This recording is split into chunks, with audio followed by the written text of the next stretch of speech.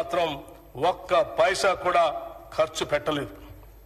అంతేకాకుండా 2021-22 సంవత్సరానికి క్యాగ్ లెక్కల ప్రకారం షెడ్యూల్డ్ కులాల అభివృద్ధికి డిమాండ్లో 4,874 కోట్ల రూపాయలు నిధులు ఖర్చు చేయలేదు.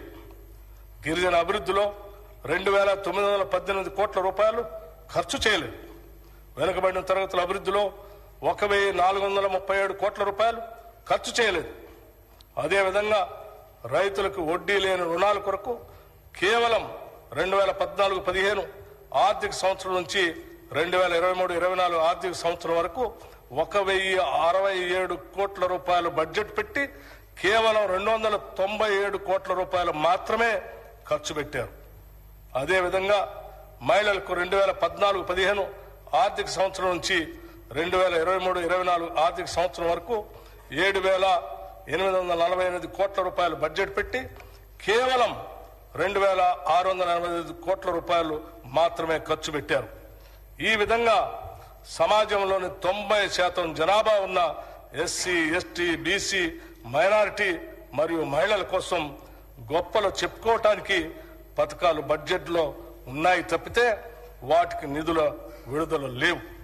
ఈ సాంప్రదాయానికి స్వస్తి పలికి మా ప్రభుత్వం వాస్తవానికి దగ్గరగా రాబడులు అంచనా వేసి దానికి అనుగుణంగానే పథకాలకు కేటాయింపులు చేయటం జరిగింది.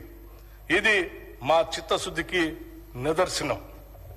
సరైన ప్రణాళికలతో అన్ని అడ్డంకులను అధిగమిస్తాం, అందులో ఎలాంటి సందేహం లేదు. ఇది మా ప్రభుత్వం అని ప్రజలు భావించే విధంగా బాధ్యతతో వ్యవహరిస్తాం.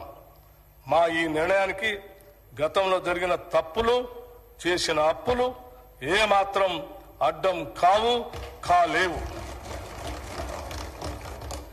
ఇదే స్ఫూర్తితో, ఆశయంతో, ప్రజా ఆశీర్వాదంతో ఈ బడ్జెట్ను ప్రవేశపెడుతున్నాం.